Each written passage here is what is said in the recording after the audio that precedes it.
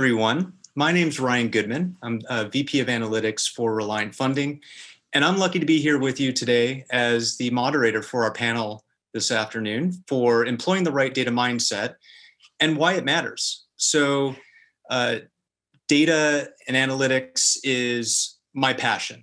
And for me to be here with three pristine experts in the world of data sense making, and for me to be able to share their experience and sit alongside of you to learn through their experiences is something that I've been looking forward to.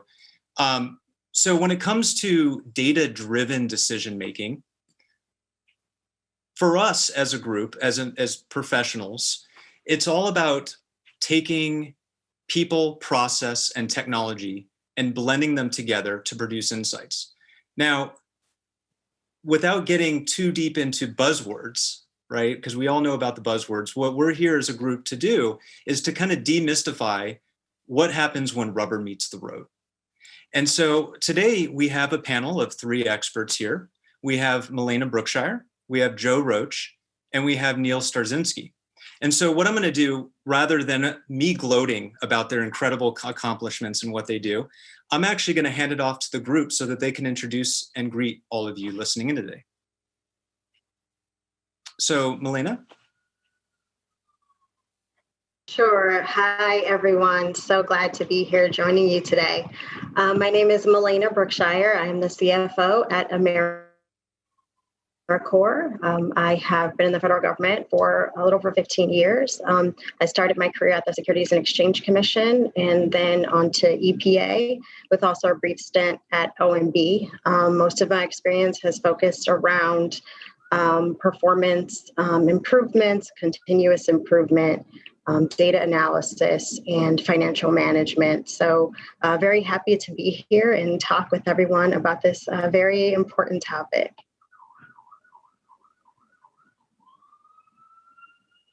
So Joe? Hello, everyone. My name is Joe Roach. I currently serve in a program lead for the Payment and Program Integrity Group with HRSA's Provider Relief Fund. HRSA is an agency within the Department of Health and Human Services, and the Provider Relief Fund is a $175 billion program that was funded through the CARES Act that disperses payments to healthcare providers and facilities. I also support the HRSA CFO as the Director of Financial Policy Analysis and Controls.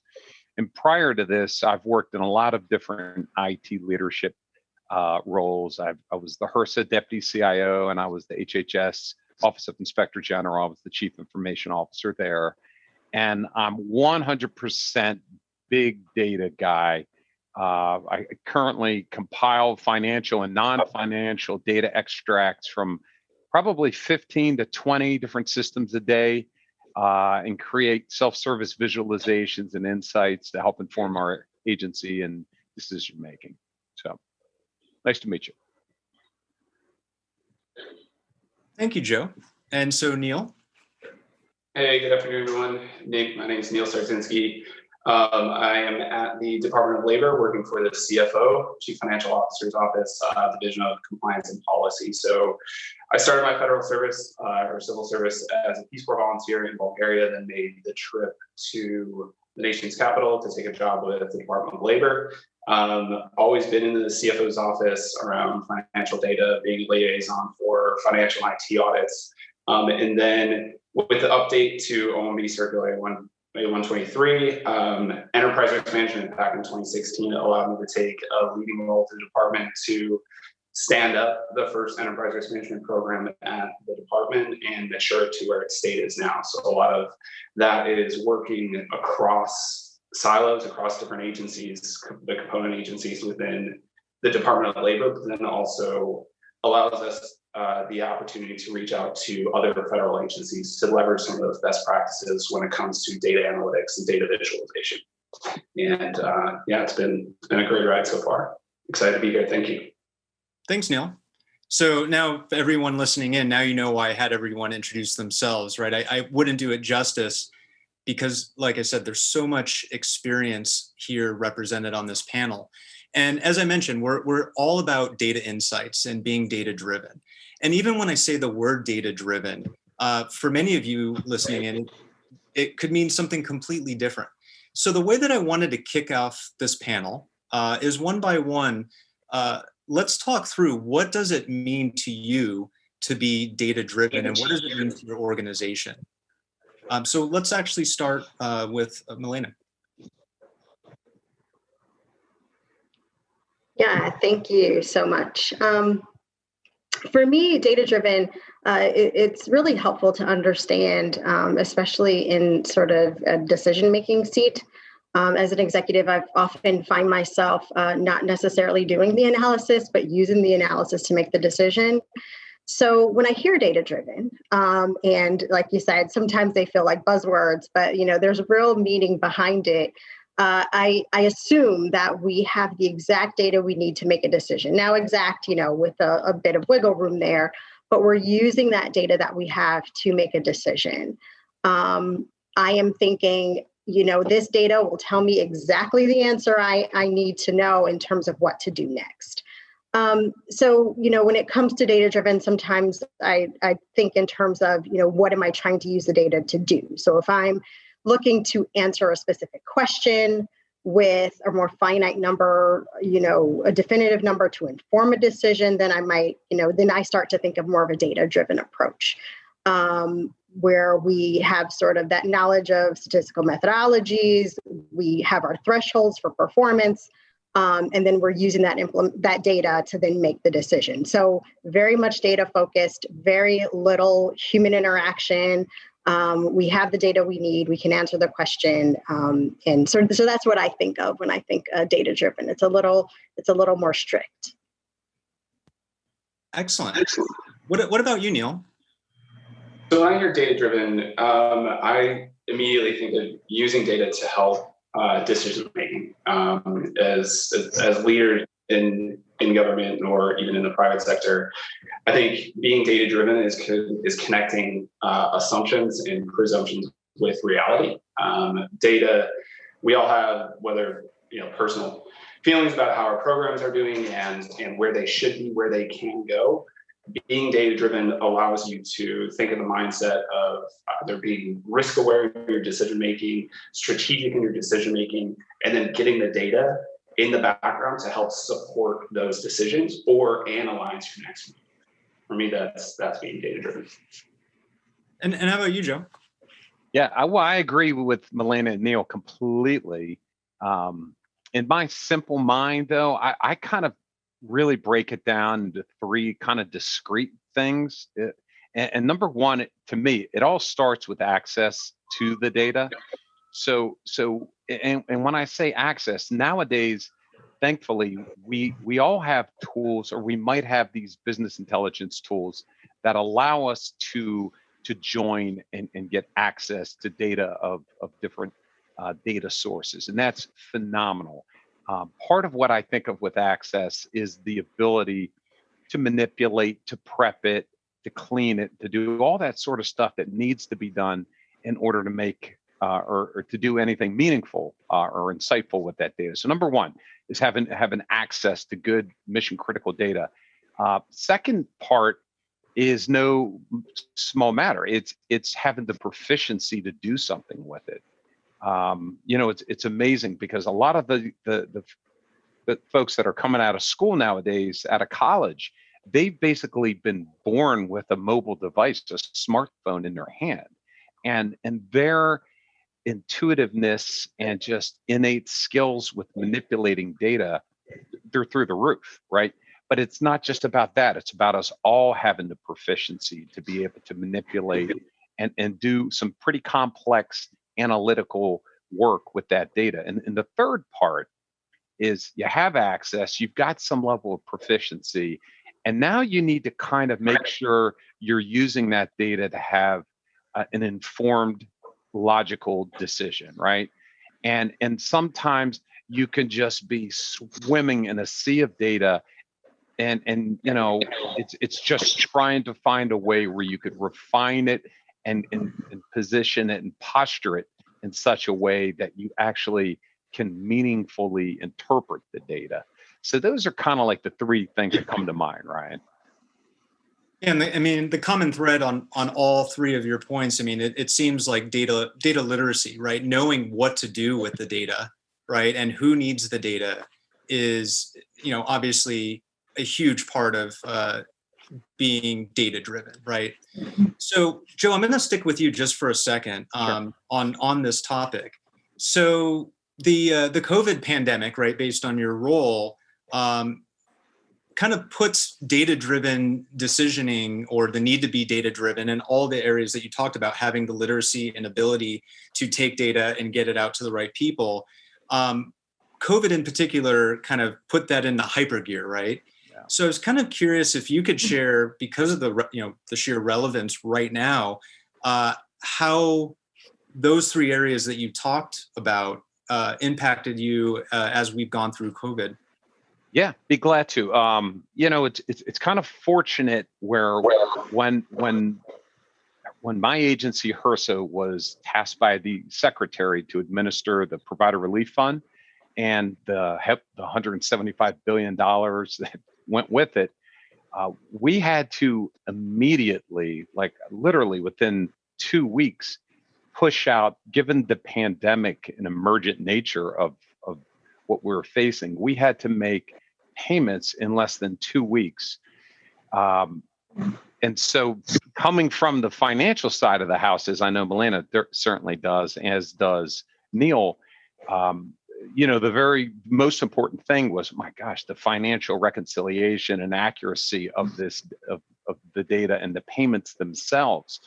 And fortunately for me and for our organization, is we had already established a financial data warehouse. So I kind of think of that as like that first part, that access issue. So we had a pre-existing repository, and we were ingesting data from our accounting systems and many different transactional systems, credit cards, our grants, our contracts, our procurement, you name it, all these different feeder systems. We would pull daily information into this financial data warehouse. So when we pivoted and we needed to immediately begin making payments, we shifted and focused our attention on the bank that was supporting us. And immediately after establishing some standard format files for how we would capture payment information, our data warehouse began to ingest those financial banking payments. But most importantly, we were able to create relationships between system data from a bank and government accounting data. So we were able to basically bridge the two together. Okay, so that access, that data collection point, was really essential.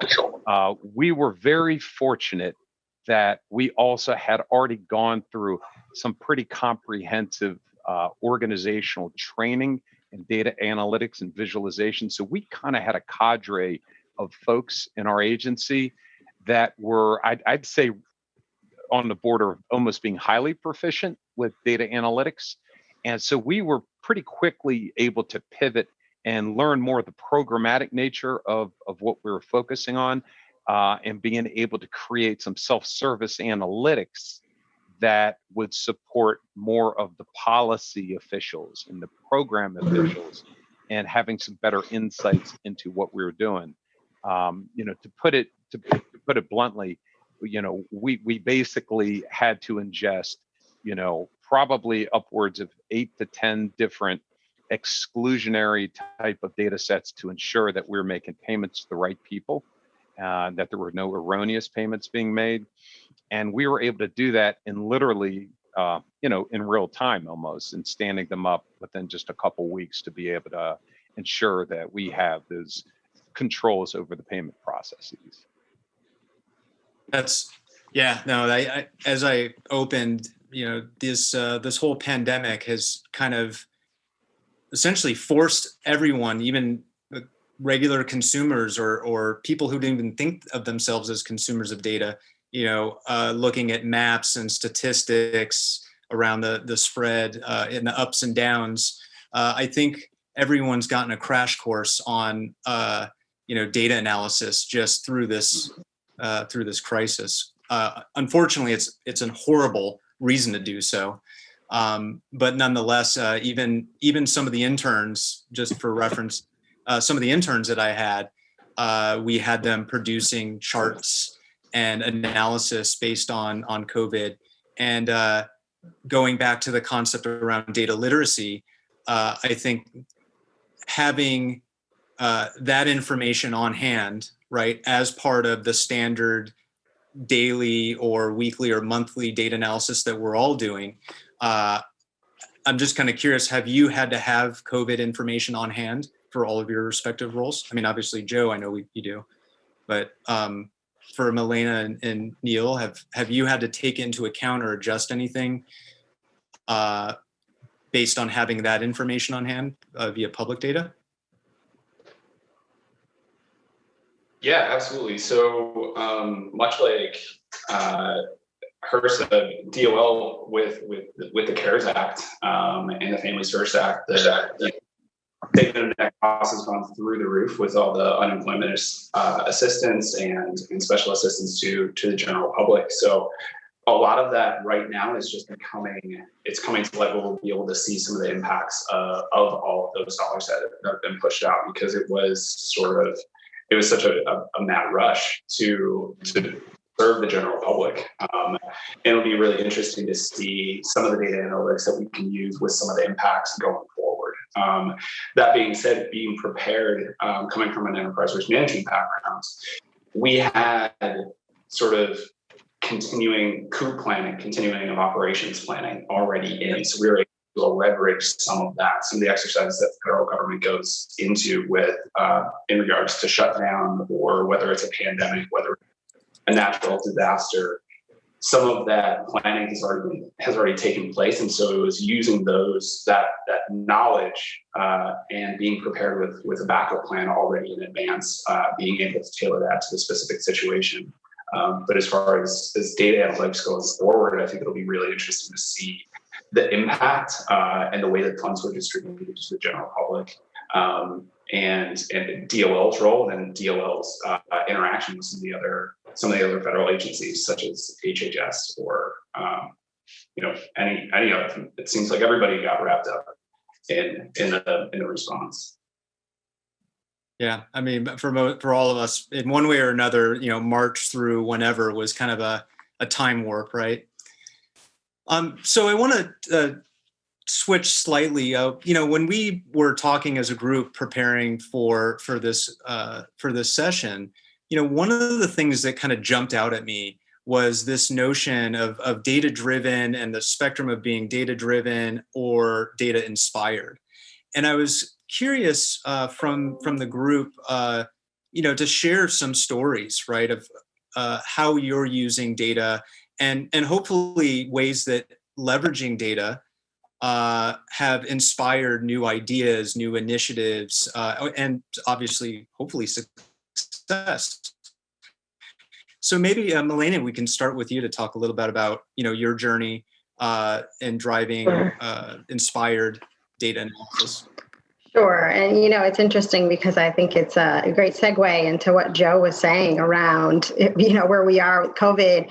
I think it required us all to dip into our, data inspired pockets and figure out what to do next, right? We didn't necessarily have a whole lot of past data to rely on. So it was really, around taking what seemed to be somewhat unrelated data sources to inspire new ideas and new ways of doing business and new ways of analysis. So I think it all put us in that bucket when we probably weren't necessarily planning on operating in certain ways. It really allowed us to, because definitely when I think of data inspired, there are rarely any requirements or expectations around the outcomes. By nature, it's sort of exploratory. It's what do we have?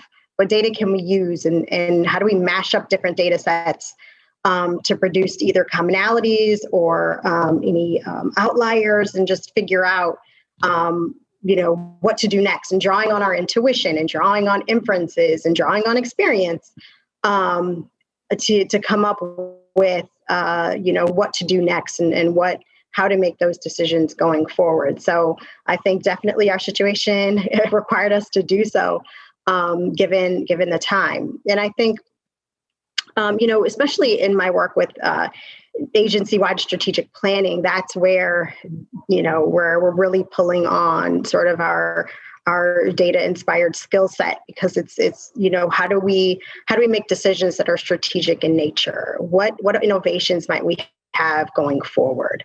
And especially as we're now during this time, especially our experiences with COVID, that's become really important. So that's usually where myself, my teams start to pull on that skill set of data inspired, is when we're thinking more strategic in nature. And that's really how it's been employed in a lot of ways. And then, like I said, as of recently, we're having to figure out how to do things differently in operations in general. Yeah, I guess one quick note for the audience. I don't know if anyone is aware, but if anyone wants to ask any questions for any panel member, just go into the chat for the session, and you can actually submit questions. And all of the questions are actually routed directly to me. So I'm happy to pass along any questions that you may have. So I did want to talk a little bit on the topic of data inspiration, and I know we've talked around data literacy. We've talked around, Elena, some of the changes that we've had to make as a result of COVID. Based on where we're at today, right? What kind of culture or cultural shifts have you had to go through, or are still outlying or reside forward that you need to carry when it comes to data literacy and driving a data-driven culture?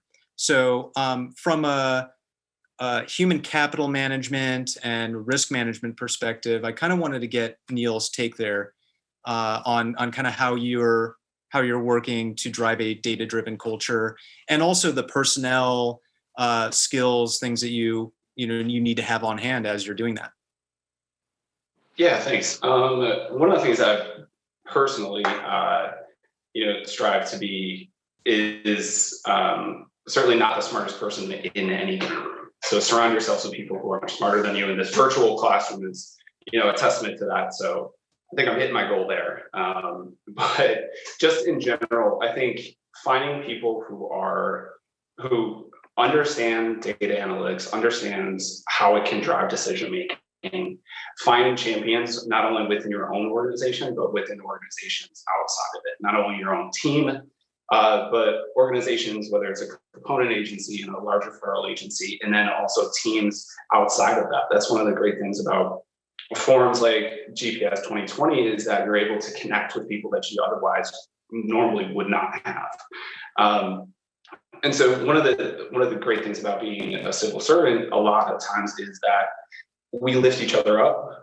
You have the opportunity to be in some of these communities of practice where you get to meet other, whether it's data scientists or enterprise risk management leaders or other CFOs on some of these things, and you take some of the best practices, because we're all trying to get to a better America, to serve the general public as well as we can. So when you're developing data analytics tools or a different outlook, whether it's finding a great way, to Melena's point, to integrate something with the strategic plan, or make a decision as far as the budget execution process or operating plan guidance, things like that, integrating, connecting all these people who are your champions, who what's good for the goose is good for the gander there within your own organization, but then also using some of the connections that you've made through outside channels to share some of the best practices. So I know I've personally reached out to Joe to come and do some show and tells, because there's a common data set across a lot of different federal agencies, whether it comes to your point of human capital. So there's all the feds data, Federal Employee Viewpoint Survey, and to come up with a great way to visualize that or whether it's usaspending.gov and some of the Data Act requirements in reporting there. Finding great ways to show and analyze that data and then not hold it to yourself, because while there is some proprietary information, some sensitive data, there's ways that you can build a backbone, a skeleton to data visualization and data analytics that you can then share with other agencies, whether it's component agencies within your own department or with another outside entity or even the private sector, just because it drives everybody forward. I think at DOL, what we're trying to do is understand some of those common threads, whether it's human capital related or we're a grants making agency. So what are some of the risk information to not only develop mitigation strategies, but develop and scale best practices throughout DOL. So whether it's, Women's Bureau to international labor grants, things like that. Some of those best practices, there is a common data set through that. How do we develop a great mitigation strategy or best practice and then push it down to save some of those time, money, and resources? Yeah, from the rest of the group, I'm interested to hear whether it be in your roles hiring, what skills are you typically looking for as you're assembling a team or working with other individuals to kind of help drive your own visions for being data driven? What are the common skill sets that you're looking for these days? I'll be glad to jump in if that's okay. And number one, before even answering that, Ryan, Neil hit the nail on the head about find a champion. I couldn't echo that more. The importance of doing that. We've had some really, really fortunate experiences here where it's like you hitch yourself to the strong horse, right? And let them carry you and you work with them. Really finding that champion and finding those key stakeholders and embracing them, critical. So Neil, I couldn't agree more with you on that point. In terms of, Ryan, your question, I kind of think of it is like nowadays when I look to hire folks, I need people that are bilingual. Like I work in a financial field, and I mean they need to be an accountant auditor. Yes, that's going to be their series, but they need to be bilingual in data. Okay, and that is becoming more and more apparent to me that the notion that a person comes into a workplace and doesn't have the capacity to contribute to a conversation that speaks into a little bit deeper layer of data and about normalizing data and being able to pull and join data. And if those individuals don't have, just that foundation to them, they're at a competitive disadvantage, right? Because their learning curve is way behind. So I think what we certainly look for are people that they're curious, okay? They are very kind of like the types of people that are, I call them creative in the sense where they're constantly thinking about different ways to solve a problem. And so those skills or those attributes are kind of like the soft interpersonal type of things, a little bit harder to sometimes find on a piece of paper. You might pick up on that during the course of a phone call or a face-to-face meeting with them, and you can, but those are kind of like the underlying I think key attributes that you need in all people if you're going to really have like a workforce that kind of uses data like is the culture. My opinion. Yeah, I think. Go for it, Melina. Sorry. Yeah, just to sort of flip the question on its head a bit. Obviously, the skill sets that have been identified are critical. A lot of times, I also think, as CFO, as an executive leader, what culture and what environment do I need to provide so that the staff with those skill sets can be successful? So it's important, for retention, obviously, and then for them to be able to be the best they can be. And so it definitely comes down to making sure that as an executive team and decision makers, we're open to innovation and ideas, and we make space for that. A lot of times we're obviously caught in, data drills and having to respond to things quickly, and there might not be enough time or resources, but doing our best to make space for that innovation and for our folks, just as Joe said, to embrace that creativity and think about how we can do things differently. And then, of course, on just an operational and technology standpoint, making sure that we are allowing the agency or the organization to provide the necessary tools and resources so that, again, folks have what they need to grab the data, to analyze the data, to use the data. So there's also, I feel there's a responsibility on our part to make sure that the staff have that, not only the culture, but the technology to do the work that we're asking them to do. And to go off on Elena's point, if I could just for a second, here, Ryan, I think if you are in the position to be sort of a conduit and make those connections for people, I think Joe mentioned before about having bridges to different data sources so that you can understand the data, what type of data is out there. Otherwise, if you don't make those connections, you don't understand what the data is out there, you're limiting yourself on possibilities, and you could be drowning in a sea of data with very few lifeboats because you haven't made those connections there.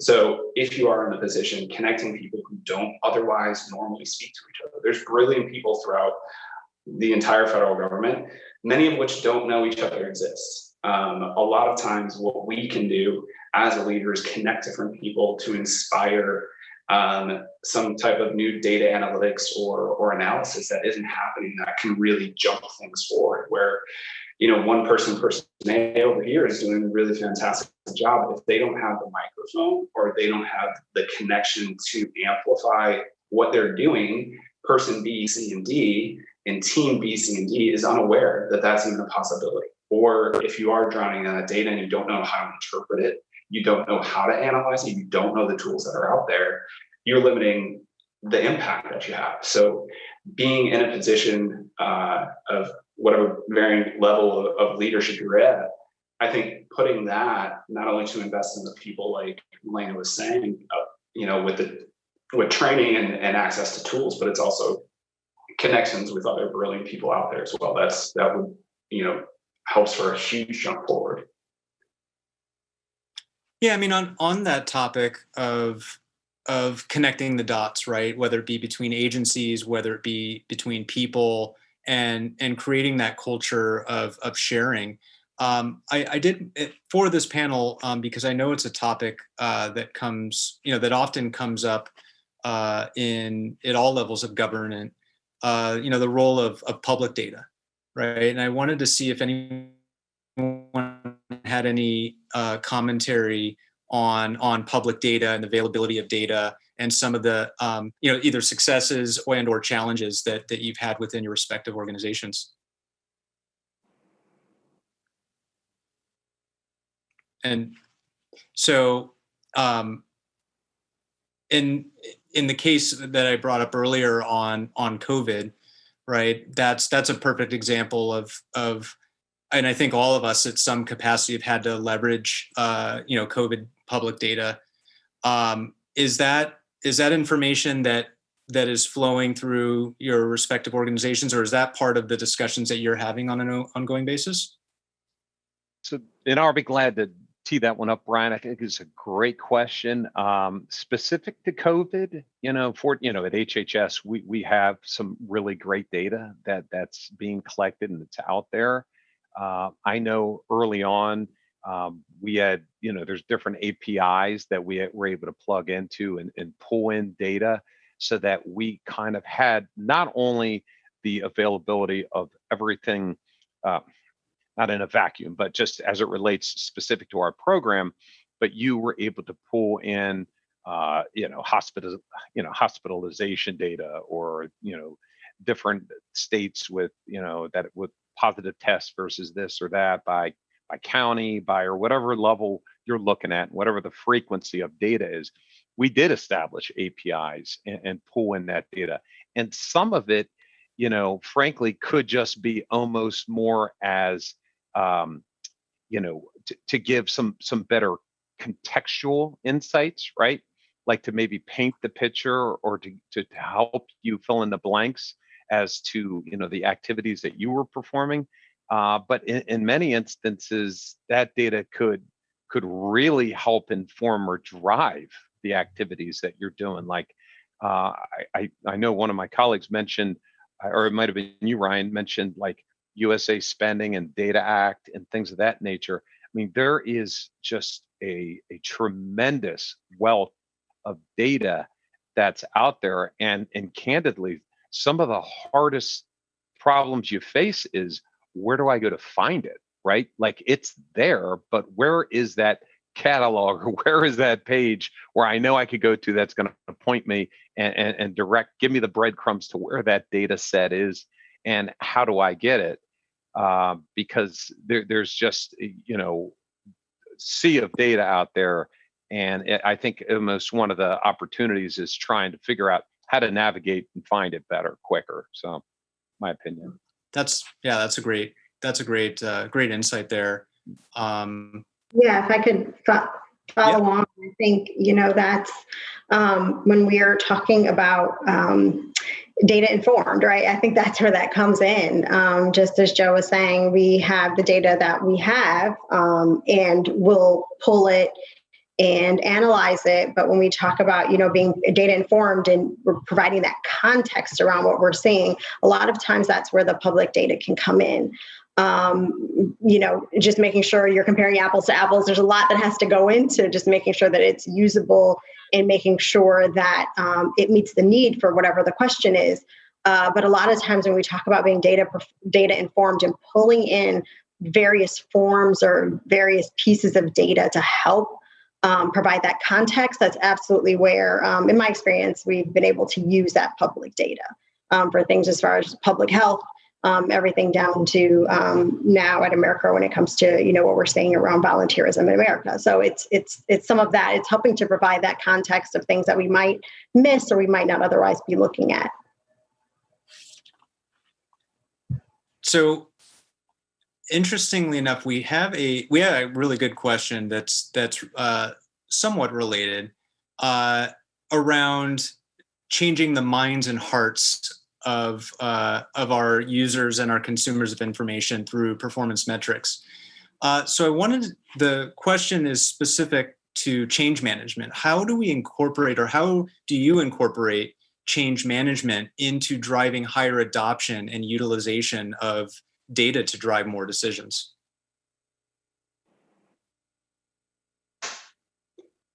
So I think I can jump in here, Ryan.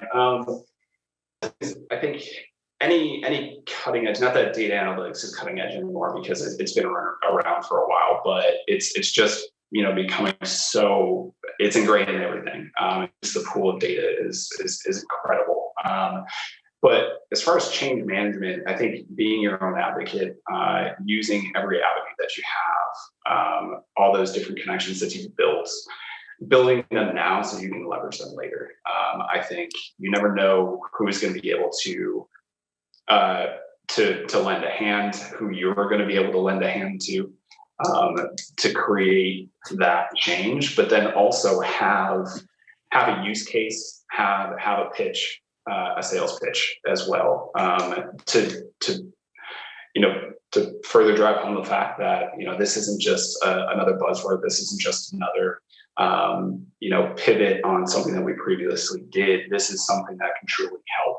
And when selling a point of change management, having the data to back up, your pitch for a change, for an optimization, for a pivot, and how it will benefit the greater good or the audience you're trying to reach. I think a lot of what we do as leaders is help to inspire change, help to to be that advocate, be that champion for yourself and others. And I think a lot of it is just building those connections, and because you never know when you need them down the way, but also have the data to back it up. So I'm looking at three well-accomplished professionals and who have reached the point in your own journeys, right, to where we're on this panel kind of sharing the nuggets of knowledge and experience with everyone watching in today. So what I wanted to do maybe with each one of you is inquire, right? If you could go back in time, whether it's 5, 10, 15 years, however long, I wanted to see, what recommendations you would give to yourself, and hopefully in that would be the recommendation to the group for those professionals who are with us, who are looking to kind of reach the next level and be in a position to be on a panel and share all their success. What recommendations would you give to yourself? Joe, you mind if I start with you? Yeah, no, that's fine, Ryan. It's a great question. I mean, I think about this because trust me, I've had my share of failures. We all do on projects. That the one of the things I learned from my IT background is you can fail, but fail fast. And I always and yet you say it tongue in cheek, but there's a kernel of truth to that, right? And knowing when you've either hitched yourself onto something that isn't going to take, or you plant a seed and it doesn't sprout, to move on. But I think for me, the one thing that you try to say is, you want to really trust your instincts a lot, right? And really be in tune with your instincts. Those little, when you get those thoughts like, wow, what if we had this training program that offered this skill that it seems like we're all missing? What if someone just took the bull by the horn and did it? Maybe that, or what if we were able to just pull this data and, in the spirit of enterprise risk management, we could tell a story that's really comprehensive and rounded, but I would need access to data and I don't. But I know a couple people that might be able to help with this story. So to me, those are hunches or instincts, and usually, you just follow them, and they're not always going to be home runs. You're going to get a couple, you're